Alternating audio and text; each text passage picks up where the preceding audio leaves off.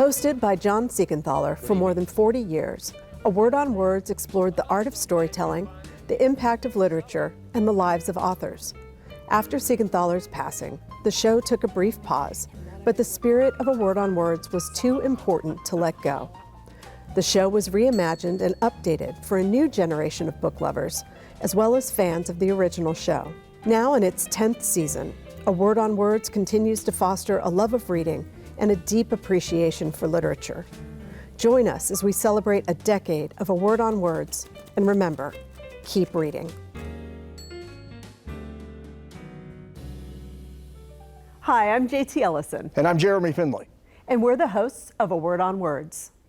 I can't believe this show has been on for 10 years. Right? I think about when I first came to Nashville all those years ago and I would watch the show. Me too. And I was like, this is such a great thing for the city. You've been host now for 3 years. 3 years. Gosh, I mean, time just goes. Right, when we were talking about that before, I thought, no, it's been 2 years. No, it's actually been 3 years. No, it's been 3, and this has been 10. And, you know, my very first interview that I ever did in my entire career was with John Siegenthaler on this show. So I like that it's come full circle. I like that too. And speaking of which, I thought it might be kind of fun for us to take a look at the very first episode.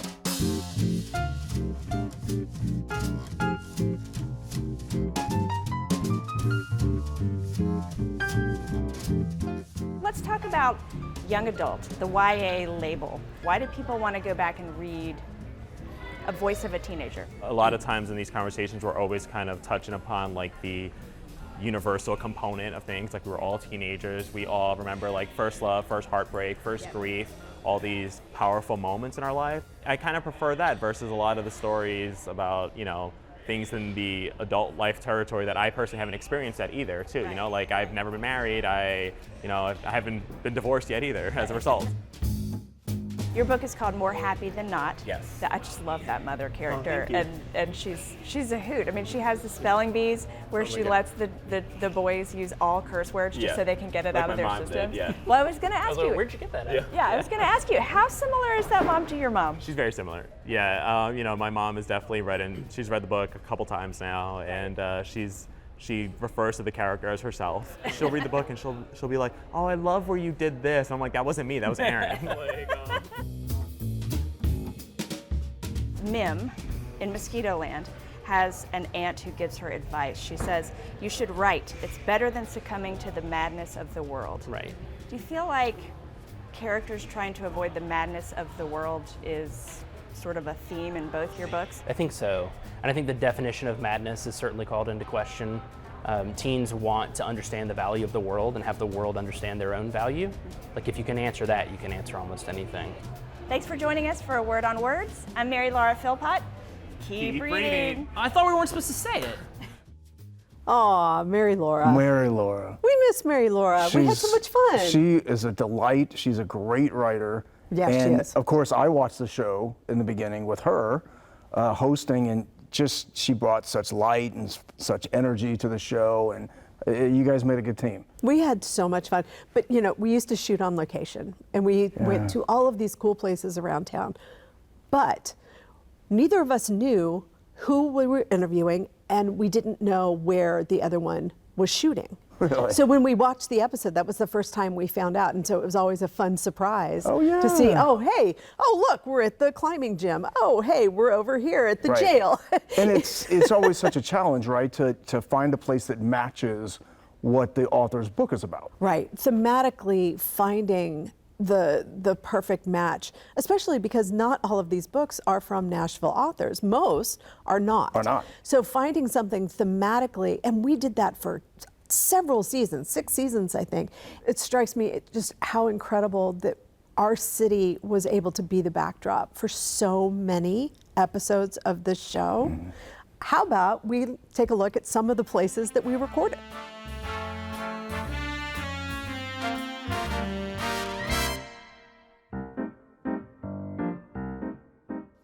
So tell me about the idea of love. Whenever I'm on the road, people often tell me their stories. And I joke around and say that there are only a few people that people love to tell their secret stories to. Not their public stories, but their secret stories. And those are bartenders. Yeah, And absolutely. and hairdressers. And hairdressers. And novelists. Right. And often people say to me, will you write that story? And I always say, I don't want to steal your story. So I started to wonder why I kept saying that and what does that even mean? And so I decided to write about a screenwriter who had had some flops and needed to steal a story. And how he believed that the answer was on the outside, because we both know that creatively the answer is on the inside. The stories we tell was about letterpress. And I knew that the main character would run a letterpress before I knew what the book was even about.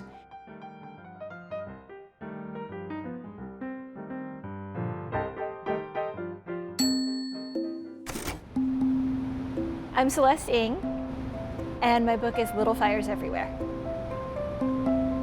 Shaker Heights was one of the first planned communities in the United States, and they planned everything from the layout of the roads to the colors of the houses. It is a real place, and I really grew up there. The suburbs, which we think of as being a sort of quintessentially American kind of place. Green lawns, parks, trees, kids riding their bikes, hopscotch on the sidewalk. Shaker Heights was all of those things. But I also, once I moved away from Shaker Heights, realized that there were a lot of things about that upbringing that were sort of quote unquote typical American, and then some things that were really atypical, both for better and for worse. And I wanted to kind of tease apart that idea of what that American suburban life really was. This book is populated largely by teenagers. And I think it can be a tricky thing the further you get from teenagehood yourself to write a teen voice well. What is the secret to doing that? How did you do it? I wrote a lot of this book at the Cambridge Public Library, which is right next to Cambridge's public high school. And the teenagers from the high school would come to the library to do their work, to eat their lunch, they'd flirt with each other, they'd complain about their teachers, they'd do all that. And I'd sit there and kind of listen to them and watch them. And mostly what I thought was, oh, thank God I'm not a teenager anymore.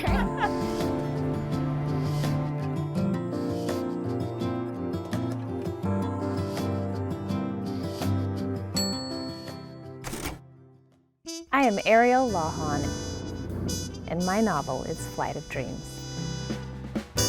Tell me about Flight of Dreams. How did you decide to chart the last flight of the Hindenburg? It was an accident, actually. It was a newspaper article I clipped about 9 years ago. And it was an article about the last flight, and on it was the image of the Hindenburg, that really famous image we're all familiar with. And the airship is in flames, and it's very horrific and startling. But if you look closely at that image, you will see very small specks. And those specks are people that are running and jumping from the airship. And it wasn't until that moment that I realized people actually survived. And I wanted to know who they were and what that last flight was like for them. One of the things that is very interesting to me is the details that you put in, the sizes of the sleeping quarters, what they looked like, the bar, the meals that were served. Talk a little bit about the details that you picked to make this come alive. All of them accurate, all of them pulled straight from historical accounts, partly because I like getting it right. I'm enough of a perfectionist that I want to make sure I get it right. But Sure. I also don't want to get hate mail, and I will, Of course. because it's such a well-known event, and there are so many historians and avid airship followers that they know this. They know these details. They know those names. They know those events. They know the mechanics of the airship, and it was sort of a nod to them as well. Sort of a, here's your ship.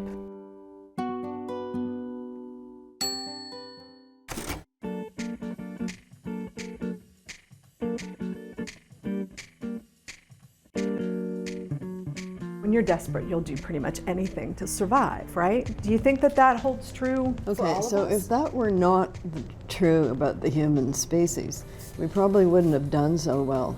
So when the plane crashes and there's some dead bodies, those people would not eat those other people. Right, but then they would die. But then they would die, yes. So I once knew somebody who had been in the resistance in World War II, and she said to me, pray that you will never have the opportunity to be a hero. I think that's one of the attractions of reading books about people in extreme situations. Let's talk about the book for a minute. Stan and Charmaine take a deal where they get to go to prison. First of all, why would they even think of that? Why would they even think of that? Why would they even find that of interest? They have lost their jobs, and shortly after that they have been unable to pay the mortgage on their house, and they've lost their house. So they are living in their car with no prospects. So then they see on the television an ad for a proposal, a project you can get into if you're accepted. Totally safe, yes, and full employment for everyone. The only catch is the full employment comes because you spend 1 month in jail and then the next month living in your house and being a civilian in the town that services the jail, and the next month you're in jail again.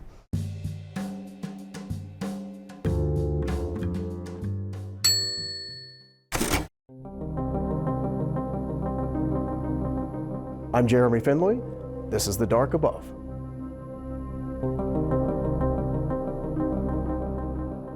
I need to ask you the question.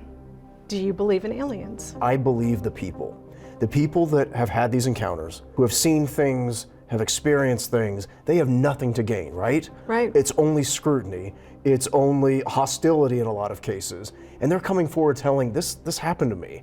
I believe those people. Why do you think speculative science fiction stories are seeing a renaissance? I think what happens with the supernatural and speculative fiction is it's deeply rooted in reality, but then it gives you an explanation of, hey, maybe there's something more. What scares me, JT, and I'll be completely honest with you, is how the events of what I made up in my head are occurring in the real world right now. Yeah. When this book came out, I had obviously in this book written about hurricanes and wildfires and sudden violence. And the book comes out and there's a hurricane in New Orleans. And the rainforest right now is burning. And there's this horrible violence that has happened in our country in the last couple weeks. And that's scary to me, because I wrote that as a kind of what I wanted to be like a really scary thing that these characters are encountering to fuel them through this journey. And here we're dealing with it in our real lives. And it's supposed to be inconceivable. Inconceivable, and it's happening as we go about. And I think that is the thing that has been kind of troubling. That was so much fun. It was a lot of fun. It was such an honor to be asked to be on the show, and then to again go to that location. That was a very cool day. Yeah, it was a cool day, and we got to tour the observatory. Yeah. And that was a really fun episode. Yeah. And seeing you on camera talking about books, that's kind of when it got in the back of my mind that you would be a really great host of this show. I'll never forget getting that email from you and then talking about it. I'm like, are you kidding me? No, like this just get on camera. Yeah, and I remember telling my wife, I was like, that show I watched, the show that they featured me on too, they're asking me to come do it. And I was like, I can't believe how fortunate I am. It's so much fun. It never feels like work. Even when you've got like 7 books to read in a short amount of time, and you've got all these, you got to get your questions right, you got to have your research right. None of it's work, because we're at the heart of it all just readers. Yeah. And the fact that we get to pick the brains of the people that we interview is incredible. Going to jail with Margaret Atwood was possibly the coolest thing I have ever done. I mean, I think that needs to go in my resume forever. As I went to jail with Margaret Atwood. Behind Bars with Margaret Atwood. Behind by Bars. J.T. Ellison. Yeah. Well, speaking of legends, in my world, there is especially one author who is a legend to me. And the fact that I was able to profile him and interview him is one of the highlights. So let's take a look at that. I'm Rick Bragg, and my book is The Speckled Beauty. What is it about this dog that made him the foundation of this book? He had been astray. Someone just threw him away. And he's a beautiful, merle-coated Australian Shepherd. Yeah.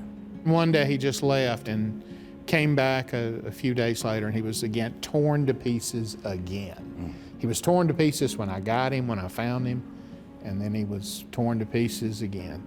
I told my mom, stay here with him, I'm gonna run in and call the vet. And I came back out and she was talking to him.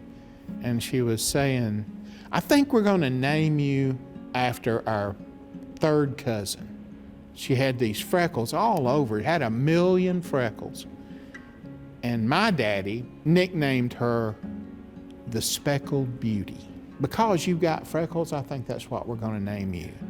I could see the title on the book jacket, the Speckled Beauty, which I think is one of the 3 or 4 best book titles, he said modestly, that he'd ever heard. I mean, thank God for mothers.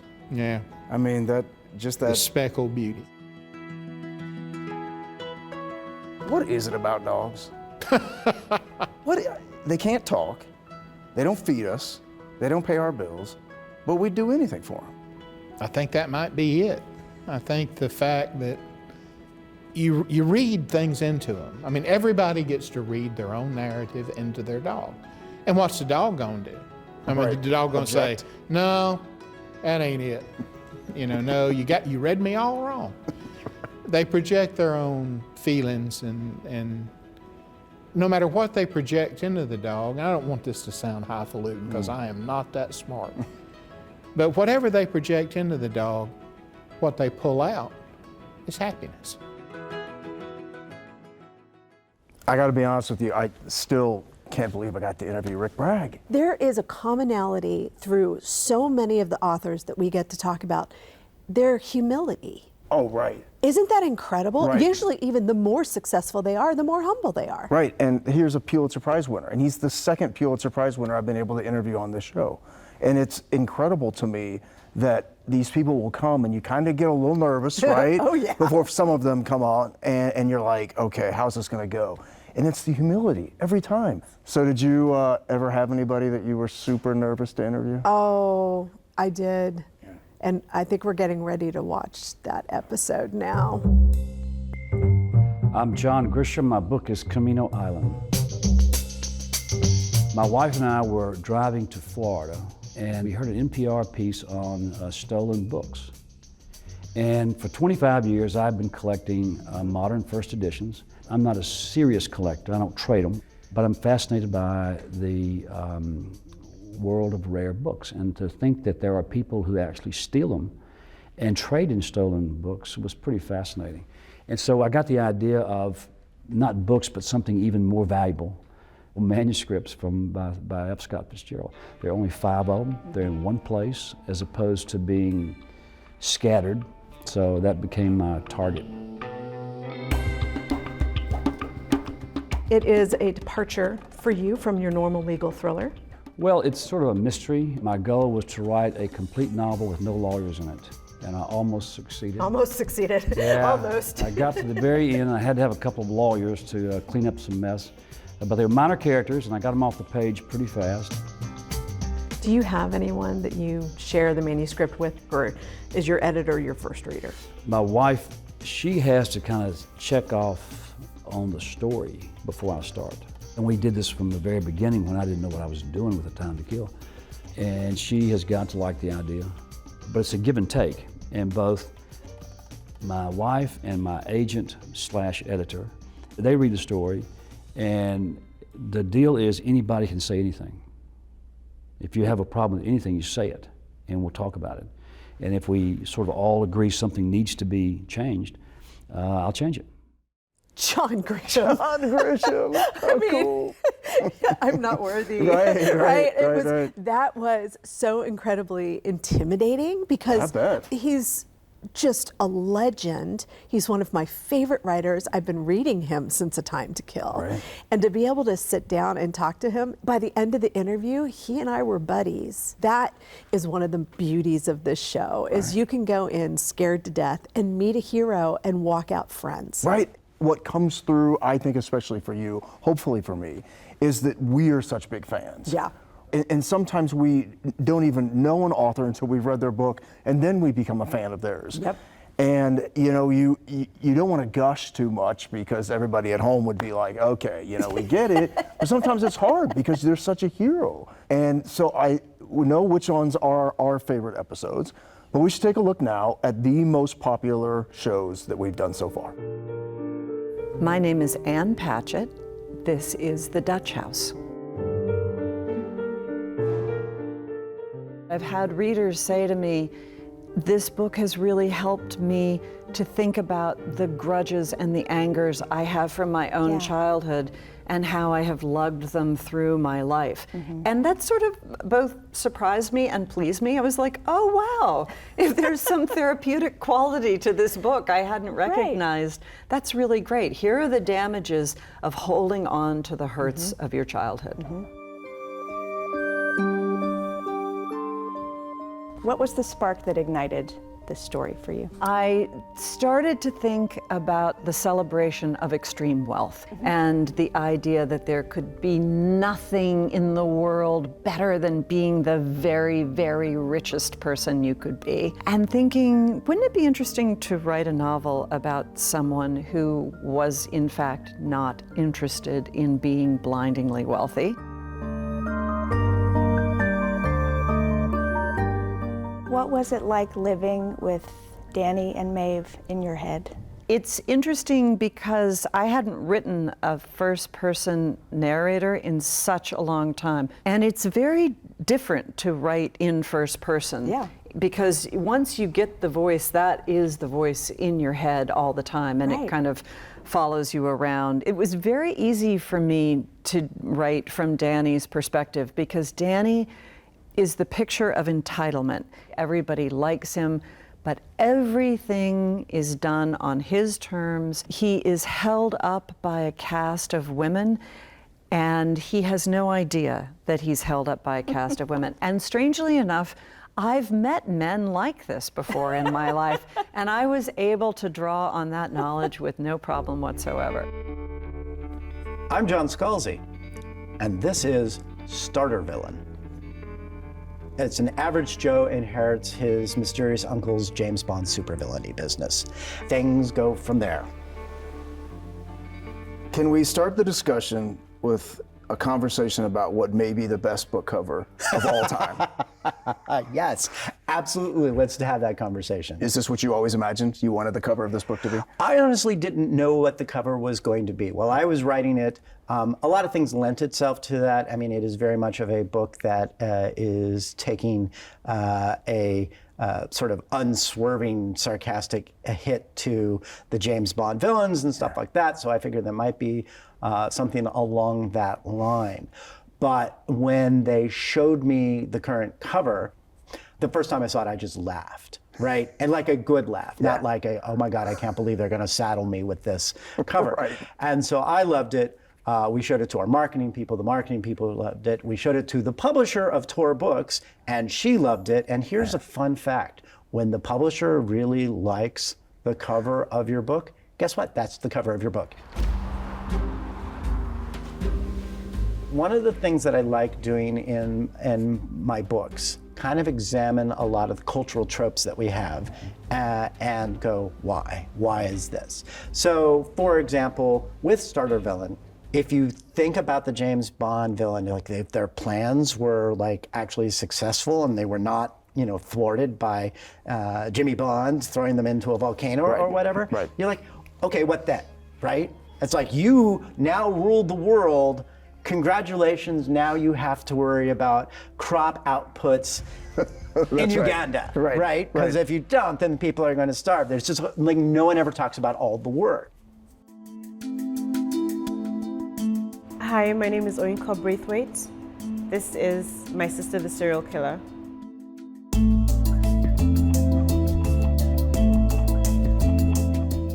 Curious, do you have siblings? Yes, I do. 2 sisters and a brother. What about your sibling experience did you tap into? At the time, I didn't think I was tapping into anything, but looking back on it, I do realize that. So the girl after me, there's just 2 years between us. There were periods where we couldn't stand one another. You know, we really, at some point I was convinced one of us was adopted, and it wasn't me because I look like my mom.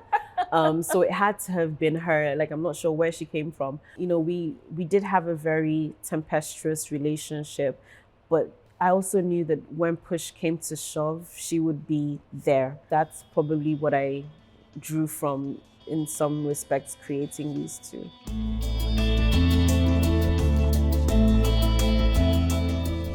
This book is in many ways about the things we hide or cover up, including sometimes literally the things we clean up, such as a bathroom where a murder may have taken place. What about that intrigues you? Whatever goes on in a family is usually kept within those walls. You know, whatever your culture you're from, I don't think people are quick to talk about certain things with, you know, with outsiders. Also this idea of maintaining appearances, which again, it's a very universal thing that we do. These days we do it with social media even. We construct these perceptions of ourselves that aren't necessarily real. So I think I was just fascinated with that, the duplicitous nature of people and just the idea of, you know, why we're so attracted to beauty and perfection and maintaining ideals like this.